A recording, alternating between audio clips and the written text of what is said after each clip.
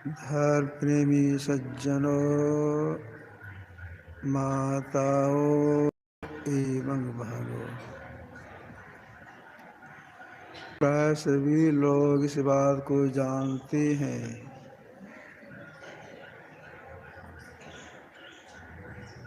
क्षीरसाई भगवान विष्णु राम के रूप में संसार में अवतरित हुए और अपने राजत्व काल में बैठा बैठा करके समय से अपनी प्रजाओं को अध्यात्म ज्ञान का उपदेश देते थे, जिससे कि जीव का परम कल्याण हो। महापुरुषों का उपदेश सबके लिए और सर्वकाल के लिए होता है। अभी हम लोगों ने भगवान श्री राम के उपदेशों में सुना, और एक गुप्त मत सब ही कहाँ कर जोड़, शंकर भजन बिना नर भक्ति न पावै मोर। एक शब्द के अनेक अर्थ होते हैं। सब ही कहाँ कर जोड़, यहाँ कर से मतलब है किरण। ये जो हम लोगों की दो आँखें हैं, दोनों आँखों से दृष्टि की धार निकल रही है और समांतर रेखा में निकल रही है। जैसे हम लोग पृथ्वी पर से सूरज को देखते हैं, सूरज की दूरी पृथ्वी से 9,30,00,000 मील ऊपर है। यहाँ से हम लोग सूरज को देखते हैं, दोनों आँखों से देखते हैं, लेकिन दृष्टिधार सटती नहीं है। हम लोग रात में चंद्रमा को देखते हैं, ताराओं को देखते हैं, उसके ऊपर भी देख लेते हैं, दृष्टिधार सटती नहीं है। समीप की चीज़ों को देखते हैं, फिर भी दृष्टिधार सटती नहीं है। भगवान श्री राम ने कहा, हे मेरी प्रजा सुनो, यह जो दृष्टिधार है, किरण है, इसको जोड़ो। सभी कहो कर जोड़, इसको जोड़ो, मिलाओ।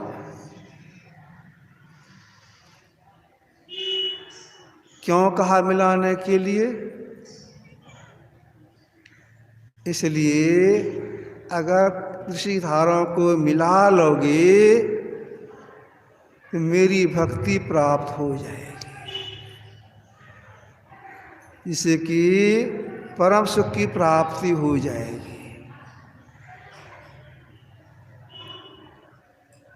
और गुप्त मत सभी कहाँ कर जोड़, शंकर भजन बिना नर भक्ति न पावै मोर। मेरी भक्ति प्राप्त होगी। कौन भक्ति? स्वतंत्र भक्ति। भक्ति स्वतंत्र सकल सुख खानी, जो सब सुखों की खानी है, वह भक्ति प्राप्त हो जाएगी।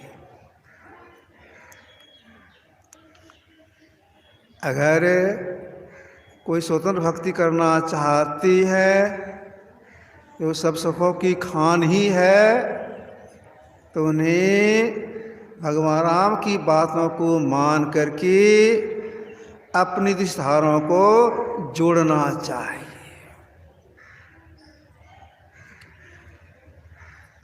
कैसे जोड़ेंगे? दूर की चीज़ों को देखते हैं, नहीं सटती है, नहीं जुटती है, समय भी किसी चीज़ों को देखते हैं, नहीं सटती है, नहीं जुटती है, तो कैसे जोड़ें? देखिए, यही है असल में ब्रह्म दीक्षा।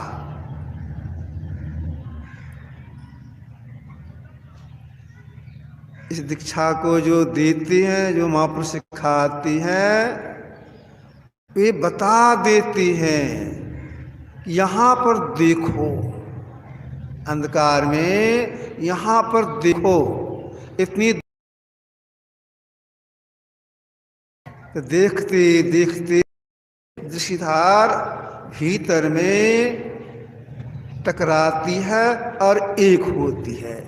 यही एक करने के लिए भगवान श्री राम ने कहा। तो हम लोग दृष्टिधार प्रकाशमयी है, अगर एक हो जाए तब क्या होगा? जो दृष्टिधार जिसमें केवल लंबाई ही लंबाई है, अगर इसे आत्मा सट जाए, इसका परिणाम क्या निकलेगा? दो रेखाओं के मिलन को बिंदु कहते हैं। अंदर में बिंदु का उदय हो जाएगा। हाँ, देखें, क्लास से देखेंगे तब बिंदु का उदय होगा। इसके देखने में समय लगाना होता है। जब समय नहीं लगाएंगे सफलता नहीं मिलेगी। 10-5 मिनट हमारा काम बन जाएगा, संभव नहीं है। जो साधना की संत बन गए, तब उन्होंने कहा आयत सारों को जोड़ने के लिए आपको समय लगाना होगा। कितना समय लगाना होगा? संत कबीर साहब ने संसार के लोगों से कहा, 8 पहर सन्मुख लड़ाए, सोई बांधे बाना हो, जीत सला भव सागर, सोई सूरा मर्दाना हो। 8 पर सन्मुख लड़ाए मतलब सामने देखे 8 पर। 4 पहर का दिन, 4 पहर का रात, 8 पर देखे, टकटक लगा के देखे, सिमट निगाह से देखे। लगन कैसा चाहिए देखने में? लगन और समय के लिए पलटू साहब ने कहा है, 8 पर निरखत रहे जैसी चंद चकोर, जैसी चंद चकोर पलक से टारत नाही। चकोर और चांद का उदाहरण दे करके समझाने का प्रयास किए हैं। चकोर एक पक्षी होता है, वह चांद को देखता है। हम लोग भी चांद को देखते हैं, लेकिन देखने में अपने पलक को कभी बंद करते हैं, कभी खोलते हैं।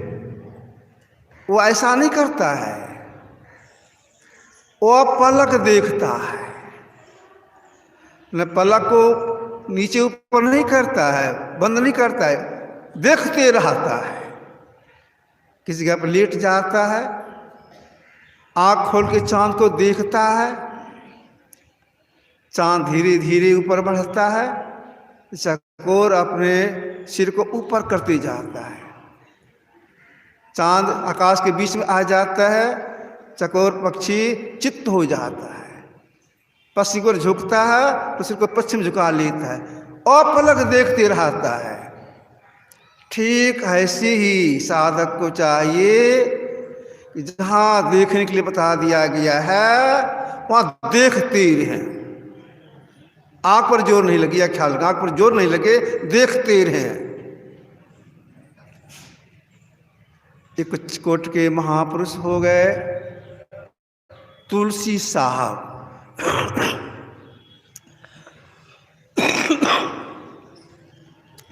इन्होंने समय के संबंध में कहा,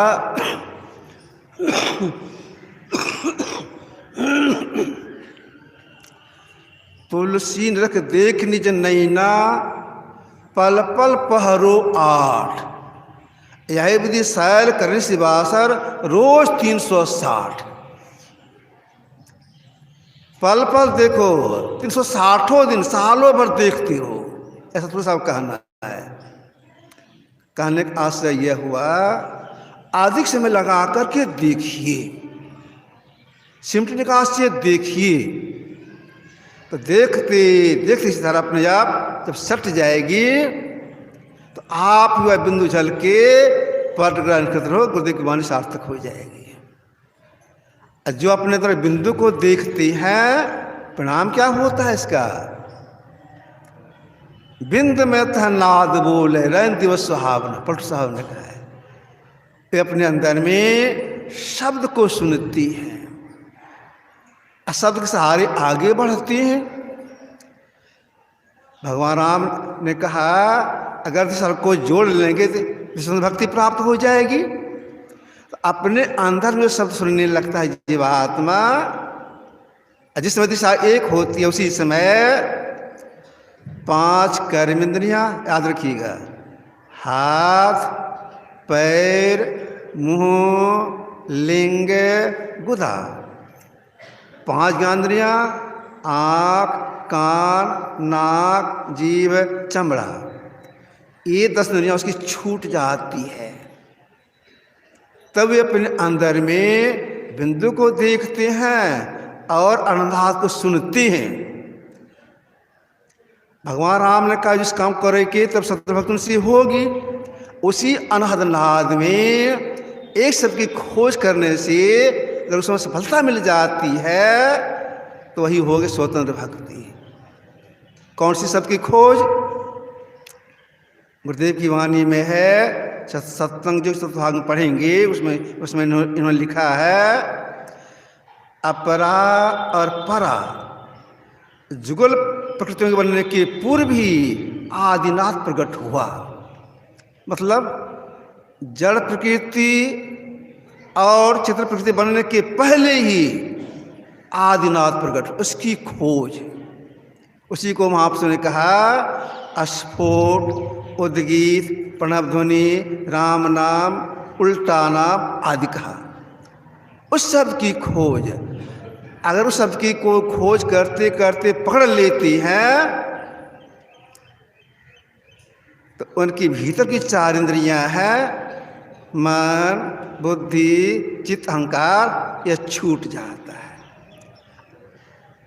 अब एक जीवात्मा रहा, अजीवात्मा अकेले अवस्था में उस शब्द को सुनता है, यही है स्वतंत्र भक्ति। इसी में जीव की आदृष्टि खुलती है, अजीव का परम कल्याण होता है। इस काम सफलता किनको मिलेगी? तो भगवान श्री राम ने कहा शंकर भजन कीजिए तब सफलता मिलेगी। अगर संग जोड़िए तो अपने अंदर में अनंतनाद को सुनेंगे और उस अनंतनाद में इस की खोज करने की शक्ति आ जाएगी और सबकी खोज होगी, आप दृष्टि खुल जाएगी, परमात्मा साक्षात्कार हो जाएगा, आपका परम कल्याण हो जाएगा। यही भगवान राम के कहने का आशय था इसमें। यही आपकी सेवा में थोड़ा सा रखा। अब गुरु कीर्तन, इसके बाद आरती। श्री सद्गुरु महाराज की।